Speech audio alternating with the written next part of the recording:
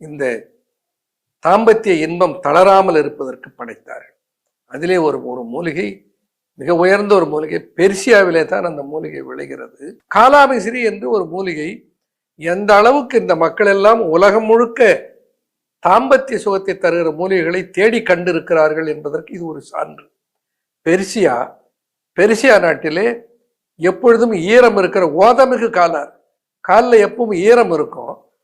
ஓதமிகு காலை தருகிற பெர்சியாவில் விளைகிற ஒரு கிழங்கு, அந்த கிழங்கை சாலாமிஸ்ரி கிழங்குன்னு சொல்லுவார். என்ன பண்ண, ஒன்று தாலிக்கீரை, தாலியை போல வடிவமுடைய ஒரு கீரை தாலிக்கீரை, இன்னொன்று நன்முருங்கை, நல்ல முருங்கைக்கீரை, தூதுவளை தூதுவளைக்கீரை, இன்னொன்று ஆரக்கீரை. ஆராக்கீரை என்பது இன்னொன்று அரைக்கீரை என்பது மார்க்கெட்லாம் கிடைக்குது இல்லைங்க, இந்த அரைக்கீரை. இந்த 4 கீரைகளுக்கும் போக வல்லமை தருகிற ஆற்றல் உண்டு. என்ன கீரை? தாலிக்கீரை, முருங்கைக்கீரை, தூதுவளைக்கீரை, இன்னொன்று அரைக்கீரை.